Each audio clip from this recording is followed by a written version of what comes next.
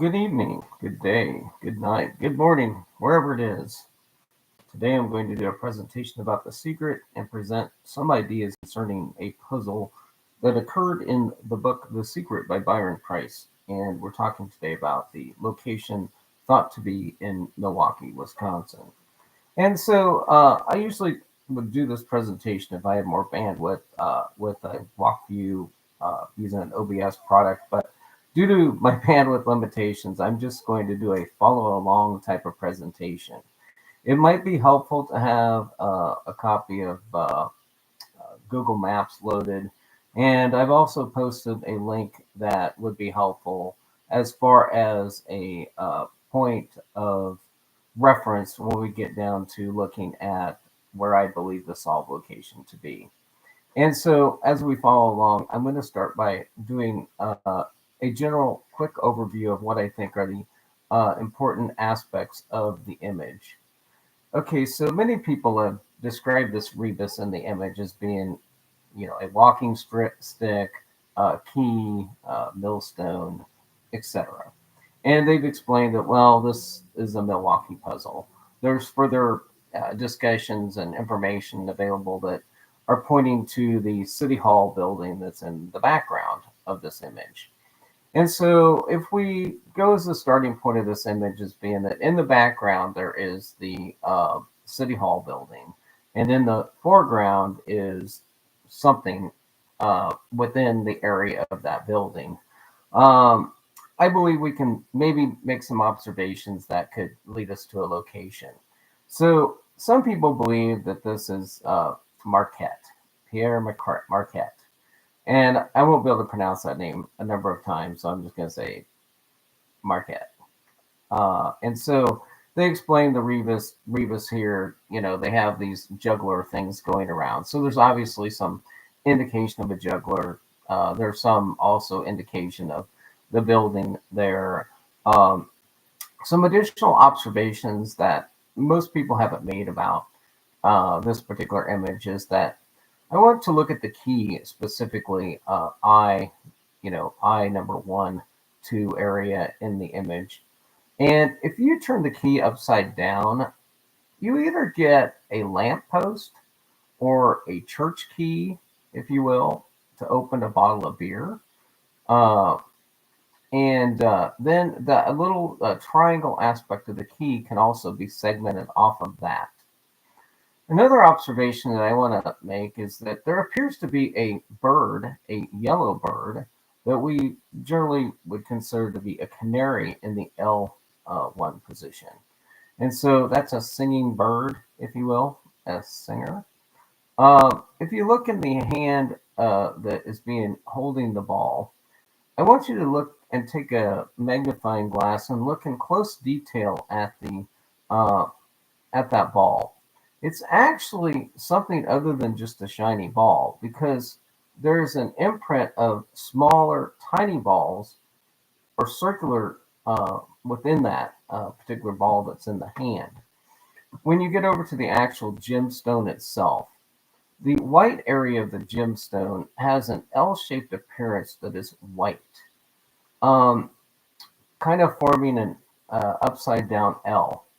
And I don't know if that can be enhanced any further to bring it out as being a perimeter wall or perhaps a folding pocket knife, maybe, or something other than that.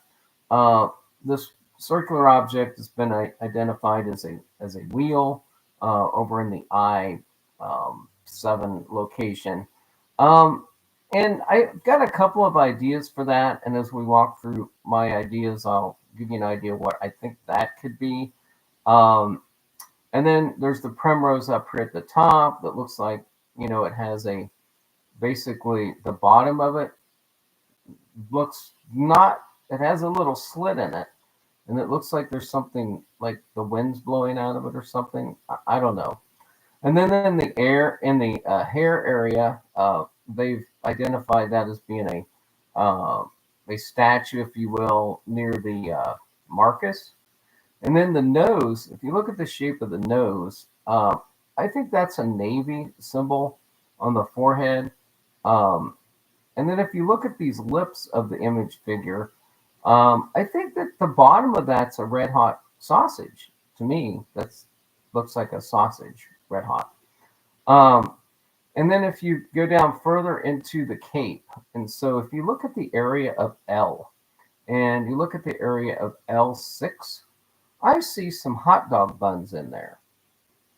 Okay, start looking again. Look at a hot dog bun, and then look at that shape in that that vest area, or that cape, if you will.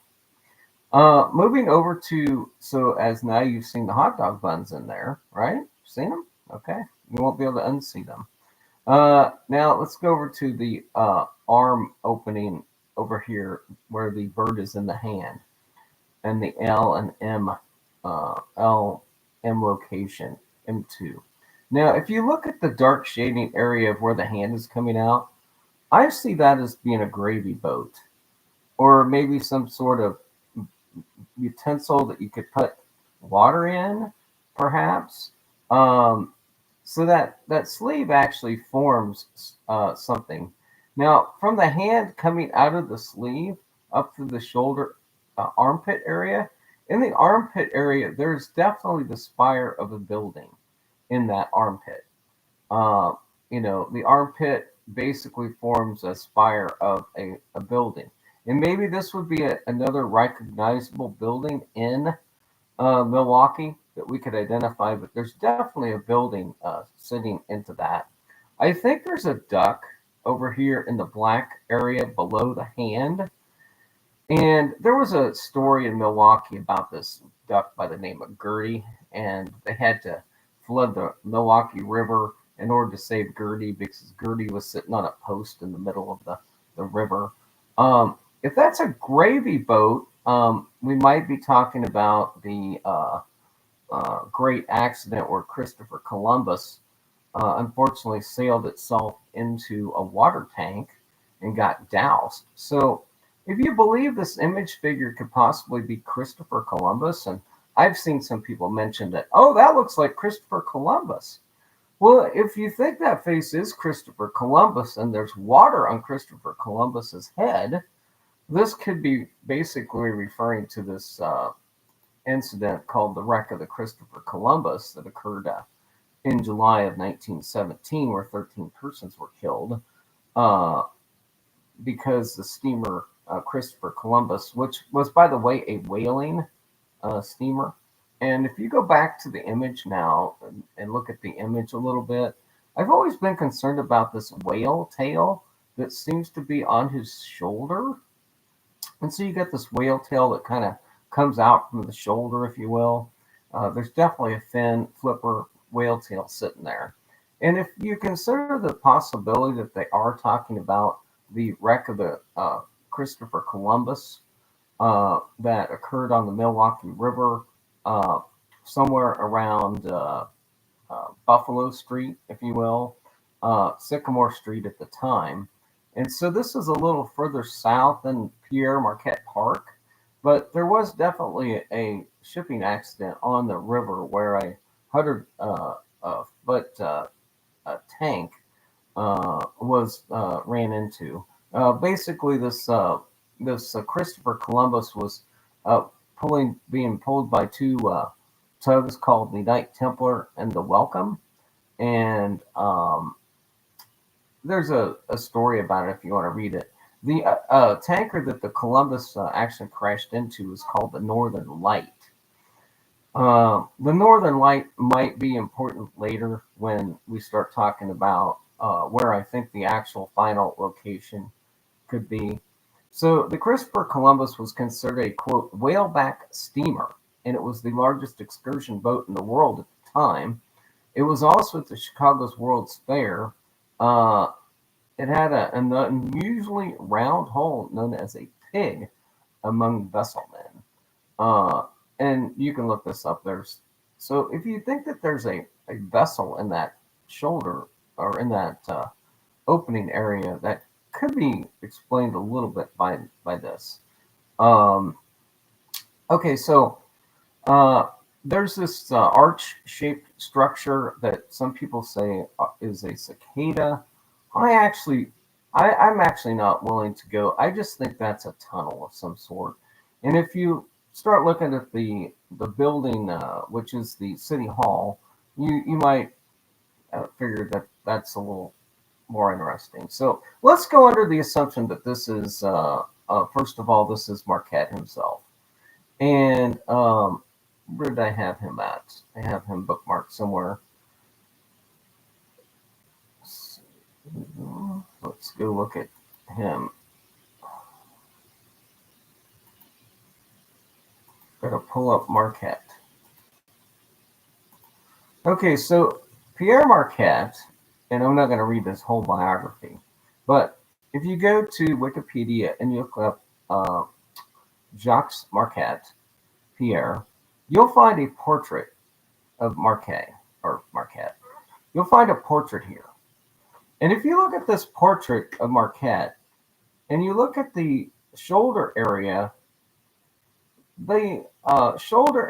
it shows Marquette in a black outfit with a open collar, and this detail where I called it the whale tail is definitely visible in this portrait of Marquette.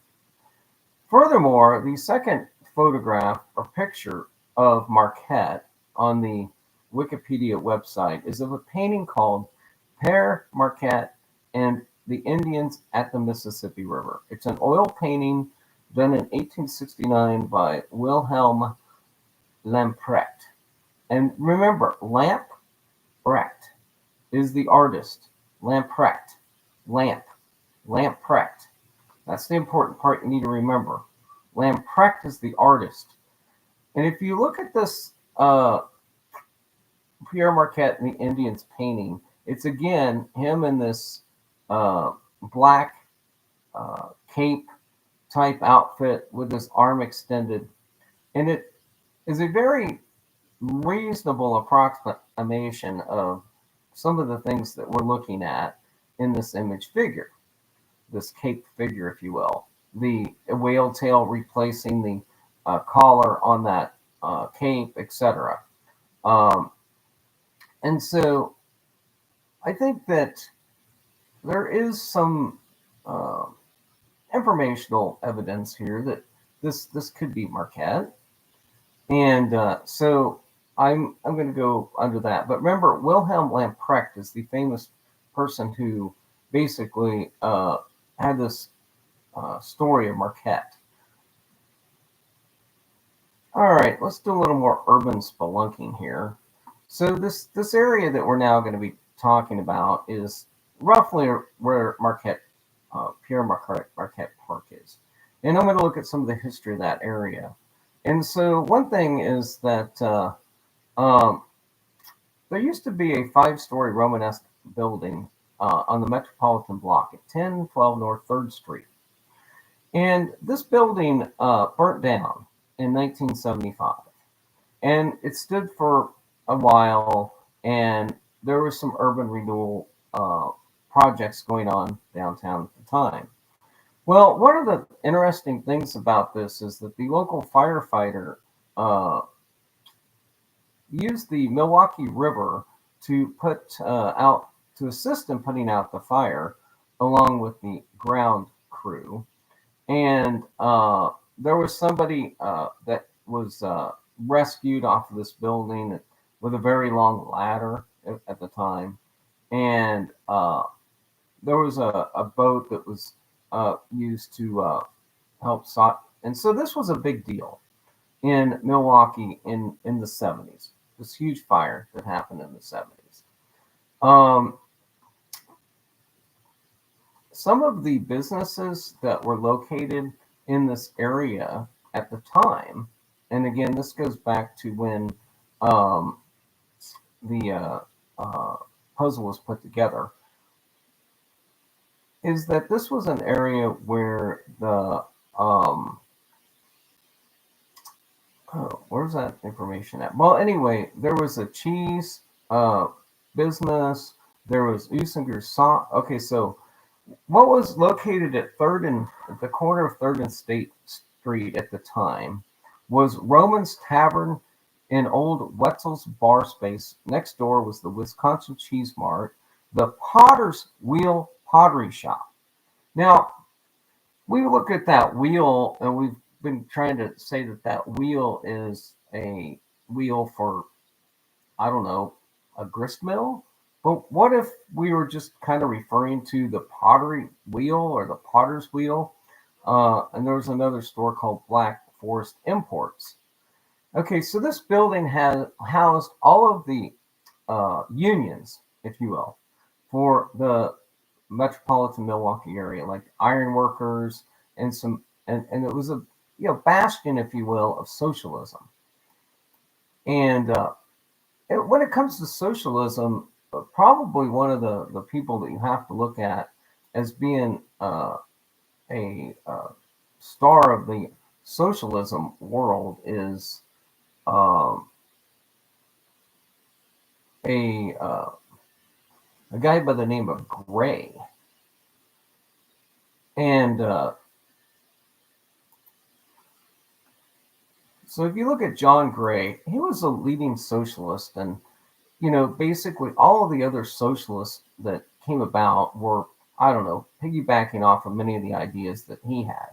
And in Milwaukee, Milwaukee's always been a socialist leaning type of community. And so let's look at Gray, if you will. So what I'm going to do is now it's time to basically switch over to the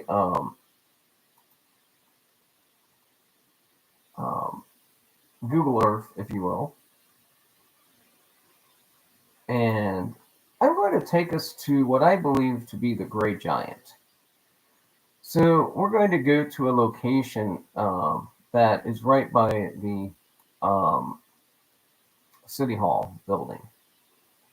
So Milwaukee City Hall is at the corner of East Kilbourne Avenue and North Water Street. And again, I would go under the impression that this could be correct. So I'm going to start out on Kilbourne Avenue, and I'm going to click on a location, and I'm going to take my my man. I'm going to go put him down here right in front of City Hall on Kilbourne Street.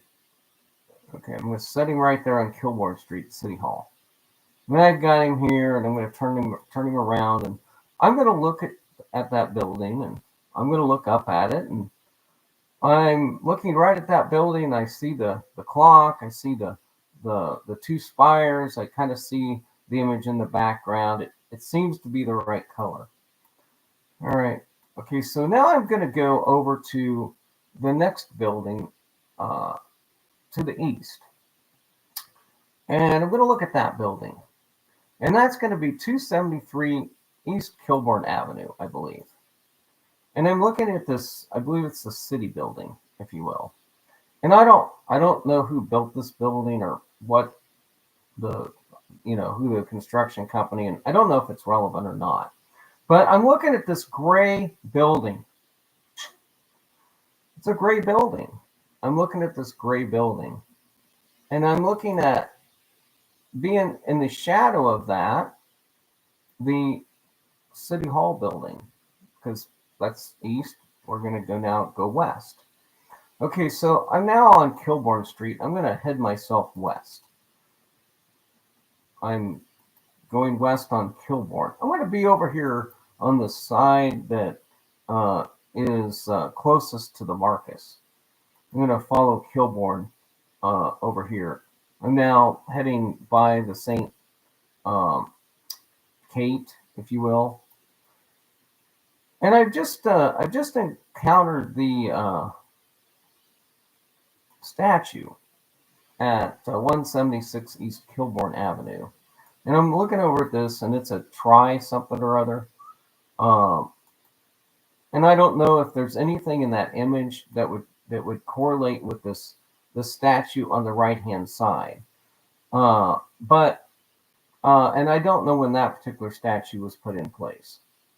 But anyway, then I'm going to come up to the Peck, and in the back of the book there is this latticed metal design in one of the images, that you have at the Peck. So I'm going to continue up Kilbourne Street. And now to the Riverwalk. And I'm right at 156 East Kilbourne. I can look down the Riverwalk to the north. Now, when you look down the Riverwalk to the north,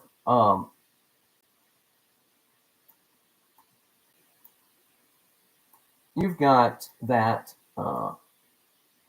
statue that they were talking about earlier in the hare. So in the image of the hare, there's this, I don't know, it looks like a harp, if you will, that's a few strings and it's round. Well, anyway, that marker is actually right there at 156 Kilbourne. I'm also encountering these lampposts at this location. And I've got this one lamppost that's got a lamp on it. I got the other lamppost that's got the Riverwalk and Kilbourne on it. And in the background is this strange looking little red statue. It's got like a circle in it, and then it's got two little arms to it, and then it's got another design on top of it. Looks like a, I don't know, like a L or something, and then a little triangle on the top. Okay, so I was looking at the image the other day, and it looked to me like that little round part of that with the two little arms is part of that key that's in the image. So, you know, in looking at the image, it kind of looks like that key.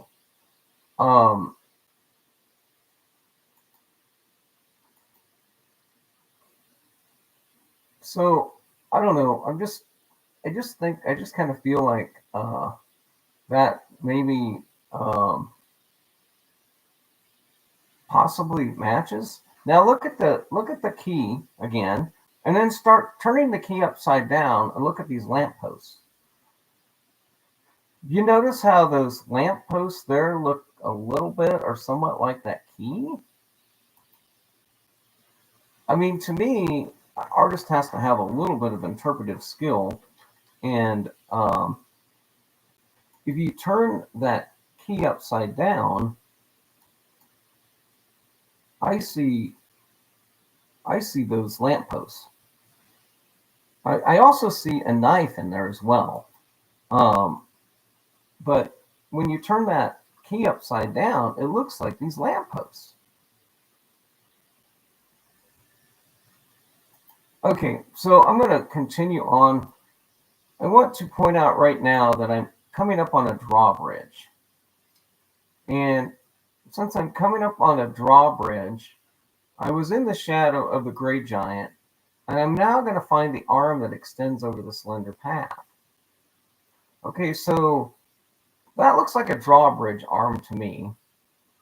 And a boat is not going to cross the Milwaukee River, I don't think, in the wintertime if the Milwaukee River freezes up.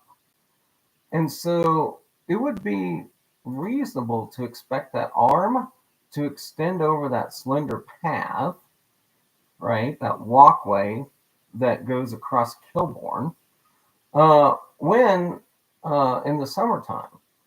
That would probably happen then. So maybe I found the arm that extends over the slender path in summer. You'll often hear a whirring sound. Well, I wonder if down below there's any boats that might have a propeller that makes a whirring sound that might go under that drawbridge. Or maybe there's local boats that aren't quite as high, and maybe those boats are just making a whirring sound. Now the cars abound. Well, of course cars get abound, because unless you're the Dukes of Hazzard or a scene from some San Francisco movie where the drawbridge goes up and the guy tries to jump it, your car is going to abound. Okay, so I'm now basically at the arm that extends. Okay, so let's say that I'm not supposed to encounter the arm that extends until I get to the other side of Kilbourne, right? because if you have a drawbridge, you're going to have two arms that extend. But it said I need to find that arm that extended before. So I'm now approximately 111 West Kilbourne. And I'm looking over. Oh, I went a little bit too far. I got to go back. So I now reached the little bell here that's on the, and I've got to the other arm that extended. And I'm now at the crosswalk. I'm at 115 West Kilbourne Avenue. And I'm looking over here, and I see when I turn backwards, looking towards that thing that was in the hair, if you will, that's by the Marcus, I'm now looking at this round ball. And I'm sorry, but my street view doesn't tell me when this round ball was placed here. But if you look at the texture on that round ball, right there at the corner of Kilbourne and Riverwalk, and you look at the lamppost, now go look at the ball that's in the hand, and look at the texture on that, look at the ball that's in the hand, look at the texture. So when you're looking at this ball, you kind of go like, well, when I look at the ball that's in the hand, it kind of looks like that. All right, so now I'm looking directly towards the Usinger's sign, and below it is I'm basically looking at the river and the bridge, the other bridge that's on the street that's directly north of here, and I'm looking at this white information square triangle thing, and I'm looking at the base of it. And so I'm looking at the base of this, and so it's a round. It's four of these round blocks of concrete with a square in the middle of them, holding up a pedestal base, talking about milling. I believe. Now, here's another problem. I obviously don't have a clear enough vision, and if somebody wants to help me with this, what do they have on this white square information placard that's at the Riverwalk and Kilbourne Street as I look towards the Usinger Sausage? Is on the back of this there anything that talks about Pierre Marquette and the Indians? Or is there anything that can confirm Indies native, any of that? If there's any confirmation of that, I would be ecstatic if somebody could share that with me. But if you look at those round bases, I'm looking at that thinking, well, okay. So I'm going to go on down Kilbourne Street a little bit. I'm going to turn myself and look over at the Hyatt. So the Hyatt Regency Hotel that you see over here with the revolving restaurant from this corner. You can barely see the restaurant now, by the way, up there at the top. That white building's the Hyatt. And so the Hyatt is right there. Okay, so I don't know. I think I look at this image and I see a little bit of Linda Lavin, Alice, if you will, from the TV show Alice that was popular in the 80s. And I see a little bit of her in that image, and the character that Linda Lavin played in that show was Alice Hyatt. And I just get these vibes that image looks a little bit like Alice from that show. But anyway, so we go on down the Kilbourne Street a little further, and you've got the entrance to the park, if you will. But if you go all the way down, you'll see this jewelry sign. And so the next line in the poem, and I'm going to do this just so some people start yelling at their screen. Just wait. So anyway, the natives still speak of him in hard words in 3 volumes. Okay, so I don't know. This could be a couple of different things.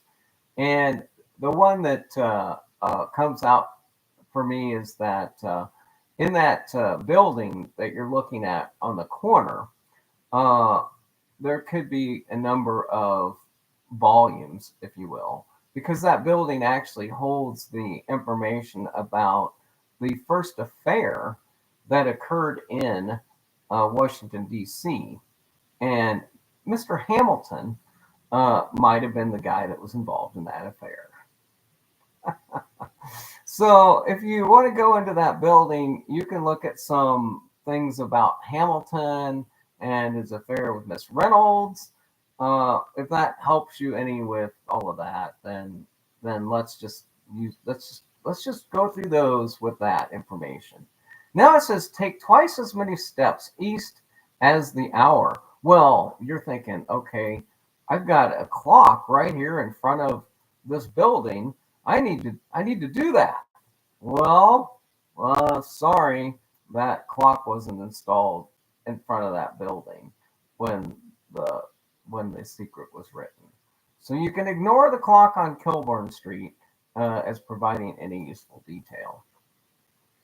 Okay, so at this point, I'm gonna go to the web address that I pointed out earlier, which was, I believe, the Historical Marker Database. Uh, so there's a website that's the hmdb.org. This is the Historical Marker Database. And if you pull up the that site that I gave you and you type in the Pierre Jacques Marquette in Milwaukee, you'll get the pins. You'll get these pins of various things that you can look at right here around the park. And so the first one, I'm gonna click on it, is the actual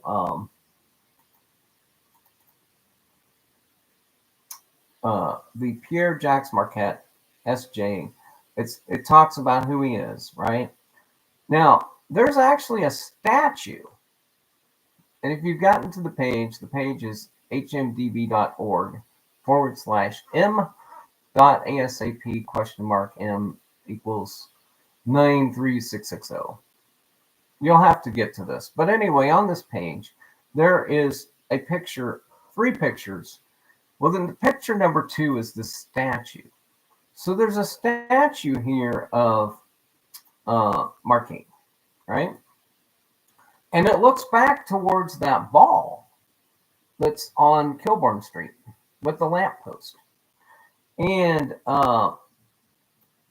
if you look at the statue of Mr. Marquis, he appears to be a bald man. And it's always kind of puzzled me in the book why we have bald people and why Eisenhower's pointed out and Eisenhower's bald. And then there's this other one that was bald in here.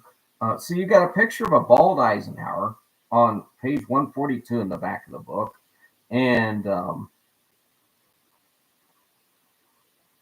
where's the other bald guy? He's the one that's over. He's sitting on the cannon. I always thought he was Mr. Green Jeans. Okay, so there's Mr. Green. So we get over to this guy that's holding a stick. So if you go to the back of the book on page 101, if you will, and you notice that in the image, that stick is not quite straight. It's kind of like a little crooked. But anyway, if you're staring at the Père Marquis, you'll notice that there's two like mountains there in his name. The M, and I don't know. I might be a stretch to make this my V that I'm going to go from.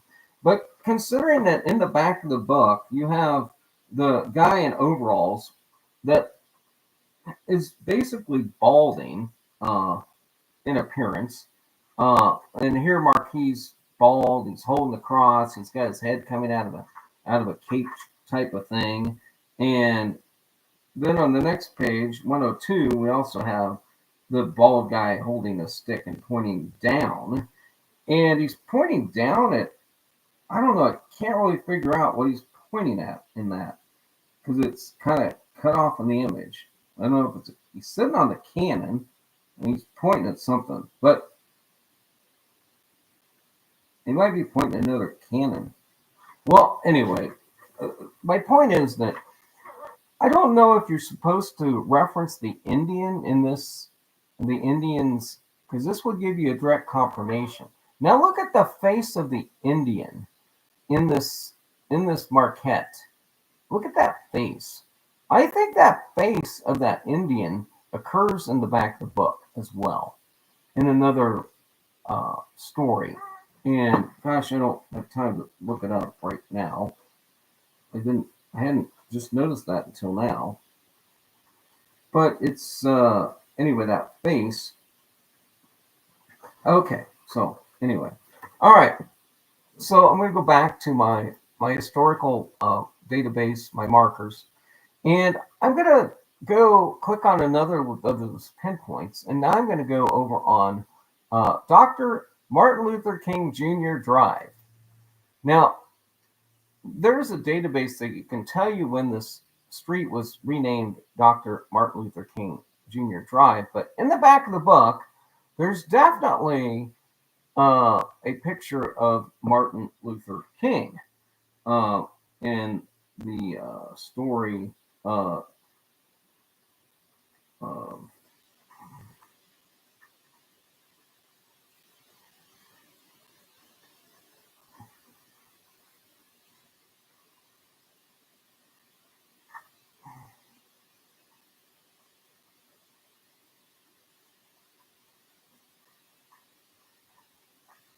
oh, the other bald guy in the book.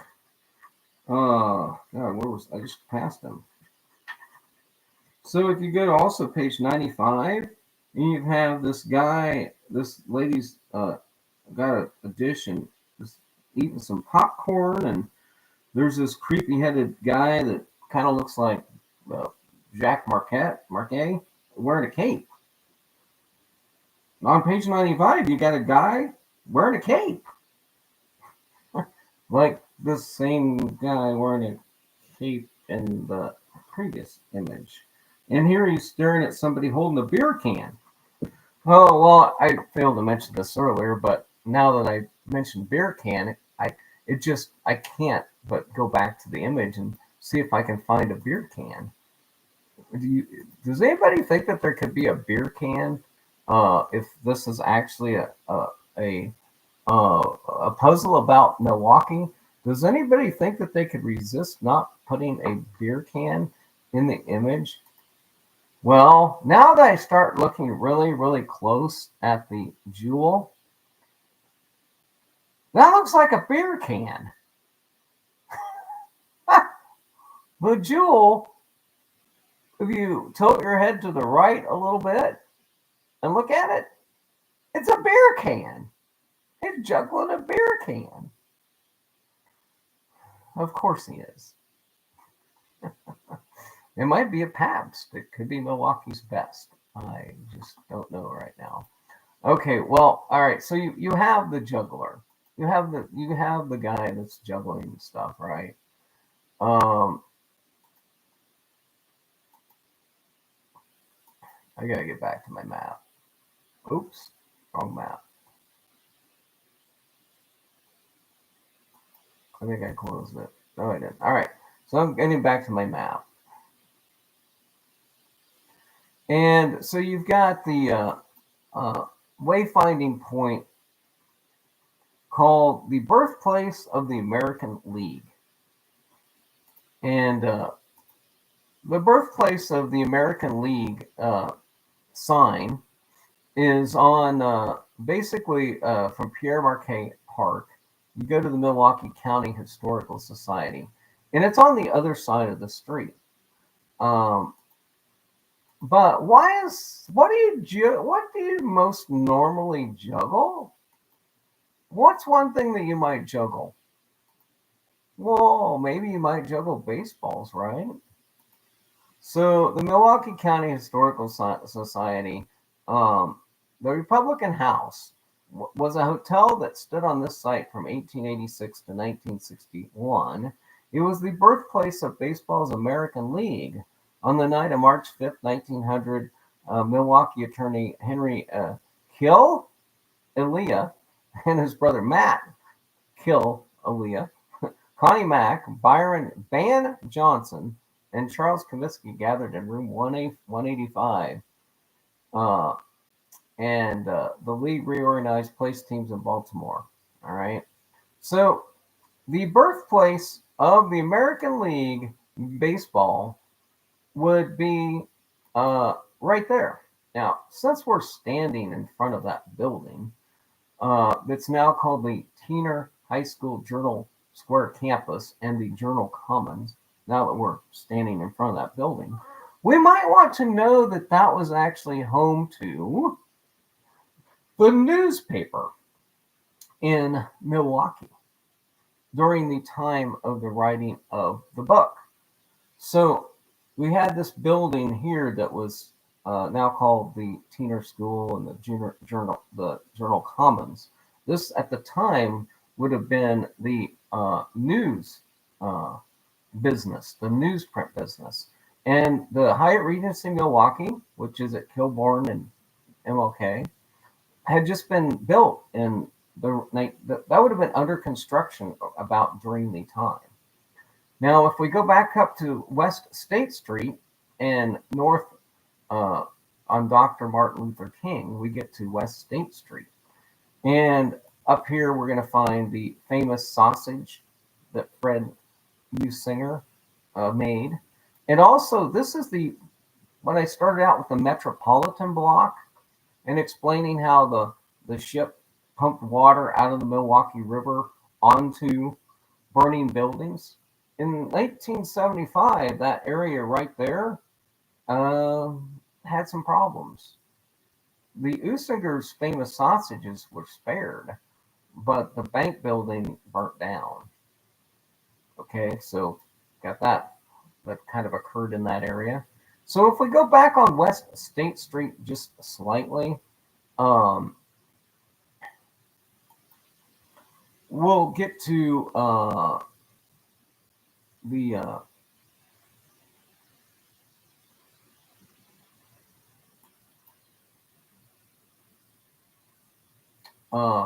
sign that will tell us about the invention of the typewriter. And the invention of the typewriter.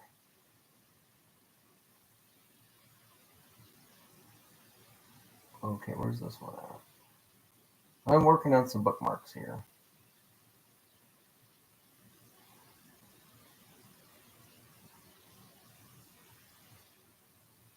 Okay, I'm going to have to open that one up. The birthplace of the typewriter. And here we're going to talk about another Christopher. His name's Christopher Latham Sholes. So Christopher Latham Sholes, he was an inventor who invented the QWERTY keyboard. And you ask yourself, well, why in the hell would I be interested in the invention of the typewriter and its connection to Milwaukee? Well, the authors on page 188 and page 189 felt it necessary to tell us about some typographical terrors. And lo and behold, they featured like an IBM Selectric keyboard with QWERTY on it. And if you go to the Wikipedia article about the invention of the typewriter, you will find that you can get to a historical marker from the state of Wisconsin that says, at 318 State Street, approximately 300 feet northeast of here, Latham Sholes perfected the first practical typewriter in September of 1869. Here he worked during the summer of the with Carlos Glidden, Samuel Soule, Matthias Schwabach, in the machine shop of C.F. Kleinstuber. During the next 6 years, money for the further development of the typewriter was advanced by James Dinsmore, who later gained the controlling interest and sold it to Remington and Sons. And Remington obviously used to make typewriters and all kinds of stuff. Okay, so again, if you go over to the glitches on the next page, you have another appearance of a keyboard, typewriter, if you will. Okay, so we've now looked at the typewriter and its appearance. Oh, that's me screaming. Look at the Marquee monument. Okay, so the next thing I'm just going to point out is Byron Kilbourne. And that's the guy who the street's named after. And the history of Milwaukee in a short version is that, Kilbourne and uh, Juneau and another person, a few other people kind of founded different parts of this area. They named their streets after things they liked. And eventually the city of Milwaukee formed out of these three uh, kind of communities that, Solomon, Juneau, and Increase Lapham, and Archibald Clyburn, and Garrett Viet. And so, as these different neighborhoods developed, they had to eventually merge some of these street names. Kilbourne Town, and Kilbourne was the flour milling, and Juneau Town was some other things, and this was a place where some industrial power innovations came about, uh, and all of those types of things. So that's a little bit about the other thing about the Pabst Theater. So for more than 50 years, the going-ons in downtown were also known as the goings-on as the Red Line District, and they also referred to this area as the Line. The blocks between Red Arrow Park and the Pabst Theater on the east side of the river, across to where the UWM Panther Arena and Wisconsin Center sits today, prostitution was illegal only in a technical sense. So there was a number of places where a person could go for companionship. Okay, so the Pabst Theater, some of this area has a little bit of seedy past.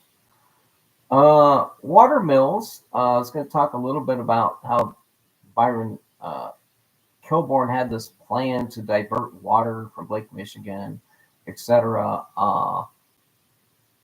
There was there was a place for summer bathing and some other activities in its early infancy. I was going to talk about Postman Square. Uh, Postman Square, and I don't think this probably has anything to do with the puzzle, but it's a little triangle that is at the corner of Plankington and North 2nd Street. There's a statue there. I don't know. There's a Southwestern Bell uh, box with a flag on it in here. There's another instance of a mailbox in the back of the book. Um, I don't know if they're trying to point you to the Plankington area. That particular area where the West Wells Street Bridge, otherwise known as Highway 18, is where the actual boat was moored that got into the Columbus River.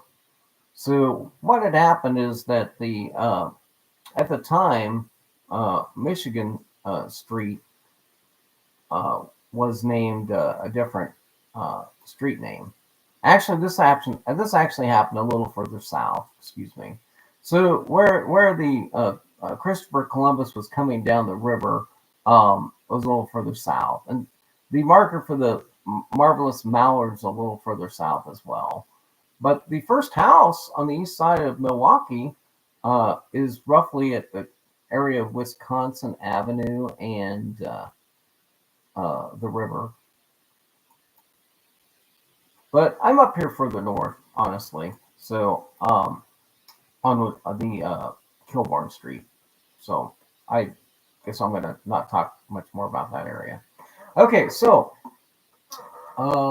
let's look at this. So the first house on the east side of Milwaukee was built on this site in the year 1800 by Antoine Leclerc, as their tradition of post log house. Well, the only reason I bring this up is that if you look in the image, I swear there's a bunch of fallen logs in the background. And that all that background is a bunch of fallen logs and crosshatches that look like that. And so I don't, if you look at the top of the building up there where that looks like there's trees, if you look at this plaque, there is a great amount of similarity between that area and the yellow at the top of that. and this marker. And this marker was erected in 1908 or 1903, and it was erected because of the efforts of Captain Frederick Pabst. So if we look at the back of the book and we look at the guy with the stick again, and he's on a cannon, and he's pointing up at a captain's uniform. Thank you very much. I wonder if he's pointing to Captain Frederick Pabst. Okay, well, now we're talking about Frederick Pabst. So I'm going to go back to my map, and I'm going to try to find out, well, where is the Pabst Theater? Oh, I'm now on Wells Street. So if I go and look at the Milwaukee building, again, I'm going to take my guy, I'm going to move him, I'm going to put him at the corner of Wells Street and Water Street. And I'm going to look at this opening. I'm looking at this opening. I'm looking at the opening to the building, the City Hall. And I'm looking at this, and as I look at it, there's a little tiny, I don't know, pointy thing. It looks like a tail in the wall. About the same place as the cicada looks like it has a face. And I'm looking at that structure, and I'm going back to the image, and I'm saying, I don't know. I don't know if that's a cicada or if that's the opening arch to that City Hall building. Honestly. Well, I mean, I convinced myself that's what that is. Okay, so I'm going back, and I'm now at that corner. I'm trying to find the Pabst Theater. I don't know if I can find it. Can I find the Pabst Theater? Oh yeah, I can. It's right across the street. It's right across the street. So here I am. I'm now at the Pabst Theater, and this is, obviously all the beer references. You had 5 major breweries going in Milwaukee at the time, but the Pabst Theater, I've now found that, and I'm looking at some of the architectural detail on that, and I'm going, well, maybe, especially if you look at the bottom of the Pabst Theater in this L shape, that kind of looks familiar. Okay, so I've got the opening. I've got the Pabst Theater looked at. I'm getting down to some brass taxes now. We talked about Captain Frederick and how he's kind of being pointed out. We talked about the first house. We talked about the wreck of the Christopher Columbus. Talked about Latham's invention of the typewriter. We talked about baseball and how the birthplace of baseball was across the American League was across the street at National Monument. Go over to my other tab. Got a few more things we haven't talked about. Talked about Marquette, and his cape and the Wikipedia article. And if you look at the picture, the painting, Pierre Marquette and the Indians, painting by Lamprecht, by the way, Lamprecht. The lamp got wrecked, right? Lamprecht. We talked about the boat getting wrecked. Talked about Latham Shoals. Done him already. So there's several monuments in this damn park. And again, if you go to the hmdb.org database, you can get the map, and then you can click on each of the different statues in the park. Now here's the complicating factor. They have moved these damn statues around. For instance, the entry to Pierre Park, Marquette Park,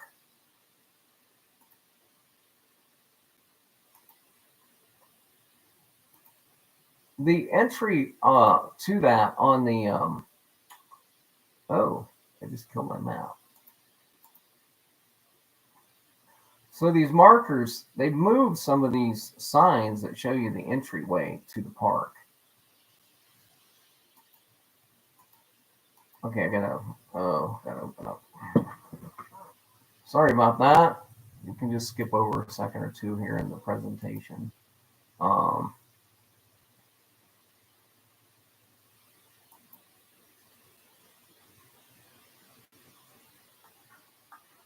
gotta open a new browser.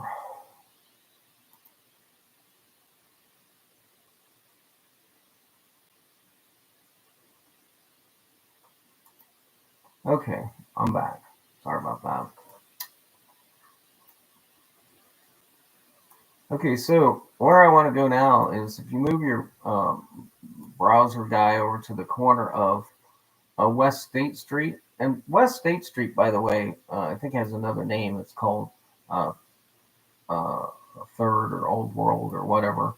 Um, so if you look at the corner of, if you look at the State Street here, the entryway to the park has changed on this side.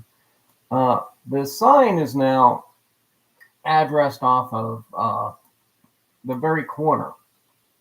And that little stone that you see by the wooden Marquette Park sign used to sit further down the way. And it kind of complicates things a bit. And I closed the window I needed to have open. Because they've moved that sign. And on the historical markers database, they have the old picture that was taken 10 years ago of where that sign used to be. And that's what I'm trying to go find right now. And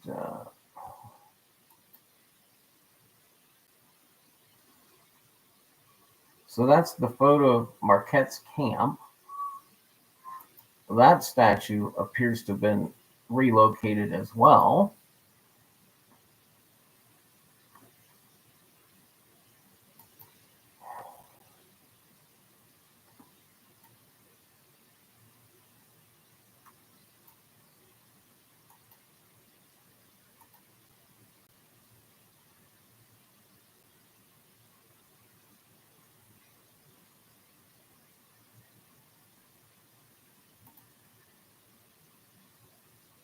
Oh man, I'm running the big finish.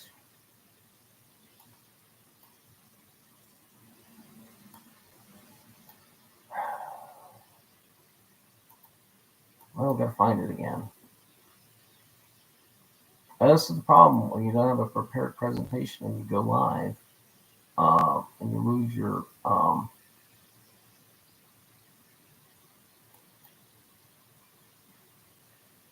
Okay, here it is. Okay, so I'm back to the historical database map.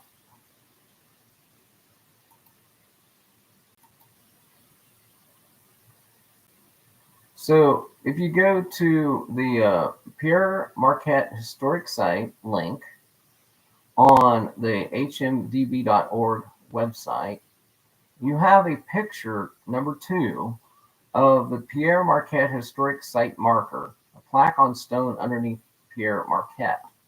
Now, this one is the location that is on West State Street. In other words, this is the marker that was in place on West State Street at the time. I think 2010 is the date of that photograph. And so there's now a bicycle rack on here, and there's a walking path that goes down to the Riverwalk on this side. Now, if you go look at your Google Earth imagery for today, you'll notice that the brown sign noting Pierre Marquette Park and that stone is on the corner behind the bus stop, entry thing. And this bush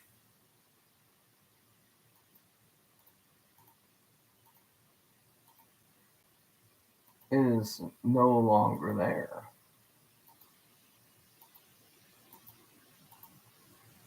So, it complicates the situation quite a bit when you go to the historical markers database and you pull up this sign, and the sign where it was located and the amount of evergreen brush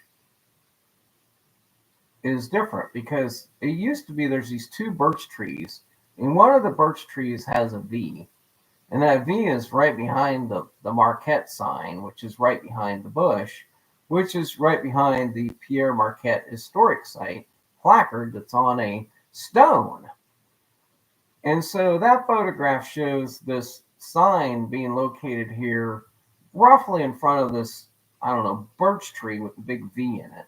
Now, I'm not going to say you need to use that as your V or anything like that, but there's this a bandstand below, and from this picture, if you look at the bandstand below, the steps are eerily familiar looking when you start looking at the image again and you compare it to the where his eyes are looking. His eyes are looking at this whale tail, and then that extends out, and then it turns into this thing that looks like a set of steps that kind of looks like a shell, maybe like a band shell. And so he's looking that direction over that. And if you look at the steps on that band shell photo and you compare it to how the detail is drawn on the image, I don't know, it's an interesting comparison coincidence. And the fact that they took this bush out and moved this sign to a different location, it kind of hurts my rebus that has to do with the bird in the hand is better than, two in the bush. But let's just say that you break from the middle of the branch of the V, look down and see simple roots in rhapsodic man's soil, or gaze north toward the Isle of B. Okay, well, I mentioned earlier about the buns in the arm, and I think the Isle of B is the gray Usinger's sausage building. And that the yellow canary, I think the yellow canary in the hand is basically a singer, if you will, and it's a yellow. And that Usinger's sign has always been yellow, and that Usinger's building has always been gray. And so I feel like if you turn and look from this corner of, state, and you see the yellow Usinger's famous sausage. And now if you go back at the image and you start looking for sausages, you'll notice the red lips. You've now got a gray building. You've went from one gray building on one side across the arm that extends. And you could also run this back and using the arm that extends as being the bridge more close to the sausage, if you will. In other words, but then you don't go past the Pabst Theater. And the reason I want to go past the Pabst Theater is because I have a sneaking suspicion that the people that designed this puzzle were thinking of a person by none other, and this is why they say the V. They were thinking of Vladzia Valentino Liberace. That's right. They were thinking of the V, Valentino Liberace. And Valentino Liberace, let's just call him Valentino Liberace, known as Lee. And that's why that L is in that diamond, or not the diamond, the jewel. That's why you can see the outline of the L, because they call him Lee. And they also called him Walter to the family. He was born in West Allis, Wisconsin. His father, Sam, was an immigrant from Italy, and his mother was born in Manahasha, Wisconsin, of Polish descent. Liberace had an identical twin who died at birth. In other words, he was killed when he was born. Killborn. His brother was a killborn. He had some surviving sisters' brother, violinist Angelina, and Rudolph Valentino Liberace. And so he became an actor. So anyway, Liberace later stated, "My dad's love and respect for music created in him a deep determination to give his legacy to the world. A family of musicians dedicated to the advancement of the art." Oh, such a rhapsodic family they were. They were such a rhapsodic family. And in fact, they were so rhapsodic that one of the numbers that Valentino Liberace played that made him famous was Rhapsody in Blue. And what color is that stone again? Oh, that's right, it's blue. At the age of 8, he met a guy by the name of Paderewski backstage after a concert at the Pabst Theater. I was intoxicated by the joy I got from the great virtuosos playing, or perhaps the downwind drift from the brewery. Liberace said, "My dreams were filled with fantasies of following his footsteps. Inspired and filled with ambition, I began to practice with a fervor of many could not." Anyway, so Liberace was a schoolboy. He was bullied a little bit because of his effeminate appearance. Okay, well, let's go look at the image again. Do we really have to look at the image to see if there's any effeminate appearances here? I don't know. Do we really have to look? Oh, wow. That guy looks a little effeminate.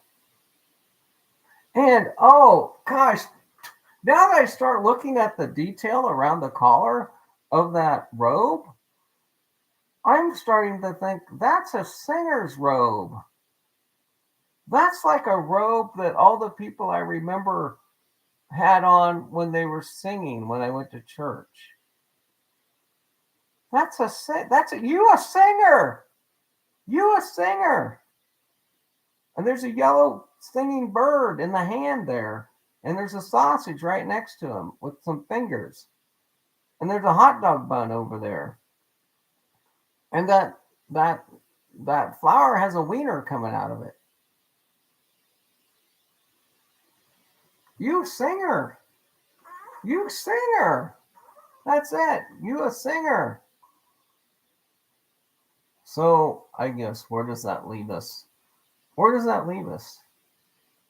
So you go to the Marquette historic site and you look at that picture and you can see that they moved that stone that used to be there, that if you turn directly around from that stone and that bush and that tree, you would be looking at the You Singer sign. I don't know. That's what makes it so difficult because, you can look at this picture and you go, my gosh, where could it be? So I guess I'm going to leave you with that and the information I've got.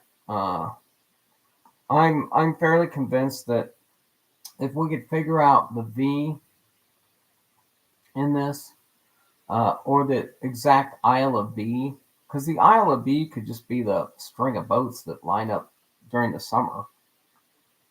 But I think if we could figure that out, we could probably figure out where this is.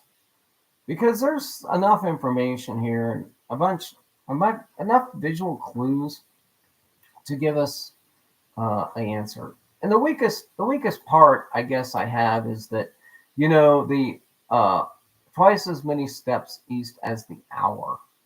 Well, the hour could simply be the hand direction of the statue behind the building. Because that statue is right by where the volumes would be. That's where that book of Hamilton is in that. And there used to be a sign there that had the hours of the park, and the park was closing at like 6 or 10 or something. And that could have been a radial off of that. The simple routes in this part could be the planter boxes, but god dang, there's no way if something was in those 3 or 4 planter boxes. Um, uh, the the other thing that I want to point out about Liberace is that he always had a candelabra on his piano, and he's almost synonymous with the candelabra. And all of these lampposts in this image remind me of being a candelabra, if you will, of lights. And if somehow that information could be used to put together a better idea, then perhaps that's the the information that we need to add to these ideas to make it work. But I so totally like that ball that sits over there matching. I like the pinkish colored and the balding statue picture and his, if the cross in his one hand is representative of the hours on the clock, and his hand I guess kind of points northerly, and his hand would be at the 3 o'clock, maybe, or not 3 o'clock, 9 o'clock, maybe 10 o'clock position. That maybe you're just supposed to take 10 steps from this statue location behind the building to a location. And unfortunately, all I have is a photograph. I don't have Google Earth to where I can pan and look that direction to see what I'd be looking at. There is also a sign posted for hours, and I don't know how often they would change these signs for the hours, but there's a sign that's posted for the hours over by that ball. I really like that corner of the park where that round ball sits on Kilbourne, because that matches somebody being born dead. And you could actually, from that corner, look north and see the "You Singer" statue. And there is the entryway on that side, I think, is older. And that L shape in that blue, I don't know what the Rhapsody part of that blue could possibly be, but he's basically been a troll before and put something kind of in a corner where he'd be obscured from the bridge when he was working on it. And the fact that that's a low area over there, and when he's working on putting it in the ground, he'd be obscured from the bridge on one side and be obscured by that retaining wall that goes to the footpath the other way. And he'd be right underneath that. Looking back the other direction, he would be looking right at the cross arm as it lands over the street. And there's a picture a guy took, interestingly enough, and I don't know if this guy is actually working on trying to solve this, but there's a guy that took a photograph over in this corner of the park. And so now I'm back off of Kilbourne Street, and I'm looking basically at my street view options, and I'm grabbing my guy and I'm taking him up here. And there's one photograph that somebody took and added to the group of photographs. And so a guy took a picture of this, and I set my guy on top of it. So I don't know if this guy, he took a picture of the Pierre Marquette sign, looking the one that's on the Kilbourne side. And it's kind of got a picture of that area. So I don't know, possibility, I guess, that's a guy that's looking for the site, and he actually took a picture and posted it on Google. There's another picture on that, and this one's a little bit further away, but if you turn it around, he's actually standing between the rock, and you can actually, this guy took a 360, so you can actually see that retaining wall, and then you can spin it around and you can look at the bridge, the side of the bridge, if you will. But this is kind of an overgrown area here, and it would be awfully hard to dig. But my final thought on the Milwaukee puzzle is that if there is a lamp post, a candelabra, if you will, that the authors might have stuck this by this lamppost. And the closest lamppost to this photograph is you've got this urn, if you will, sitting on top of this square block, and you're facing back towards the bank building. And if you look directly north, you see the little pavilion, if you will, and there's a planter box right there. And there's actually also a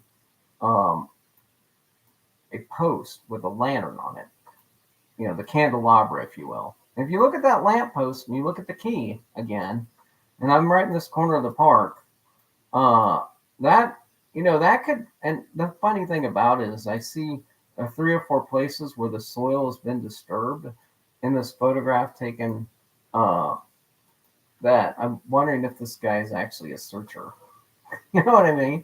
And so I don't know. It's a Mike Fisher, maybe, is the guy that took this. So a guy by the name of Mike Fisher posted this picture. But by God, that damn lamppost there, the fact you can see that ball sitting over there on top of the bridge, you get the water there, you can see across the river, and you can see that thing that's in the air up there. You could see that other little design thing on the. It's just, I don't know. It's got to be Pierre Marquette Park. I don't see how John spent all of his time looking at Lake Park when you've got all this stuff right here, unless that was just a distraction to have us go look somewhere else.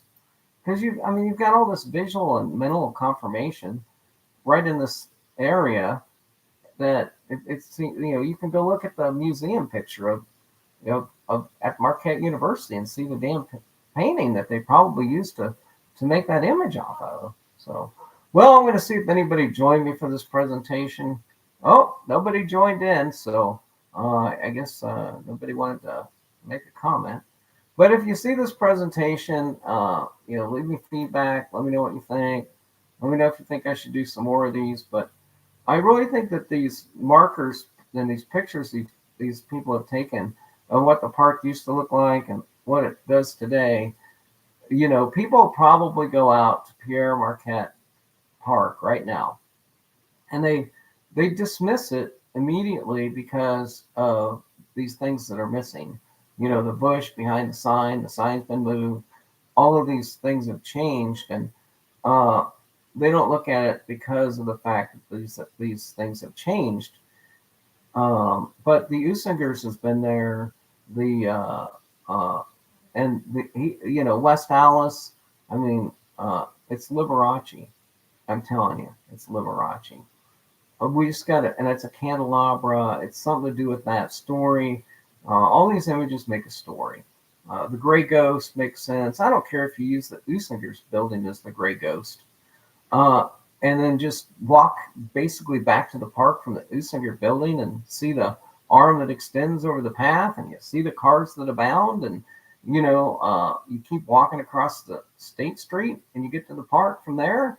I don't care if that's the Gray Giant you want to use, or if you want to use my Gray Giant that's more in the background, that's adjacent to the City Hall, and then make the walk across the bridge on Kilbourne to get to that park. People have dismissed using the arm that goes over the slender path for years because they were wanting to go out to Lake Park. I'm telling you, the arm that extends over the slender path and the cars abounding next to it and the whirring sound in the summer all line up to a bridge crossing with a crossing arm at some location. Because then you would have to eliminate all the ideas that has to do with the arm extends in a verse that includes summer. You would have to eliminate everything that doesn't freeze, right? You would have to eliminate everything because why would you say in the summer you'll hear? Once you hear those in the winter, well, no, you're not going to hear a boat motor in the winter. And so that's why I'm saying that you have to use that verse with northern locations. You can't use it with anything south of where it freezes. And so I don't know. I think using the gray giant in New York City makes no sense. When you can put it right here, you can put it in direct context the image. So, all right, folks, thanks for joining in. If you like these, let me know. I'll try to. I might do some more of these in the past or in the future. All right, thanks so much for joining. I'm going to hit the red button and have a good day.